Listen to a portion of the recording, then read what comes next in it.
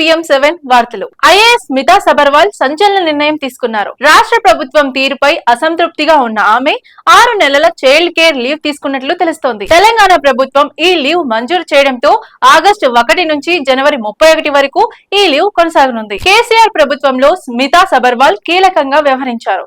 ముఖ్యమంత్రి సలహా కమిటీలో సభ్యురాలిగా, అలాగే మిషన్ భగీరథ ప్రాజెక్ట్ లో ముఖ్య భూమిక పోషించారు. అయితే కాంగ్రెస్ ప్రభుత్వం ఏర్పడ్డ తర్వాత ఆమెకు ప్రాధాన్యత తగ్గిందని తెలుస్తోంది. ప్రస్తుతం రాష్ట్ర ఆర్థిక సంఘం సభ్య కార్యదర్శిగా ఉన్న స్మితా స్థానంలో కాచాయిని దేవికి బాధ్యతలు అప్పగించారు. వరుస బదిలీలు, తగిన ప్రాధాన్యం లేకపోవడం వల్ల స్మిత అసంతృప్తిగా ఉన్నట్లు సమాచారం. మొదట ఆర్థిక సంఘం సభ్య కార్యదర్శిగా, ఆ తర్వాత యువజన అభివృద్ధి, పర్యాటక మరియు సాంస్కృతిక శాఖ కార్యదర్శిగా, మళ్లీ తిరిగి ఆర్థిక సంఘానికే ఆమెను బదిలీ చేశారు.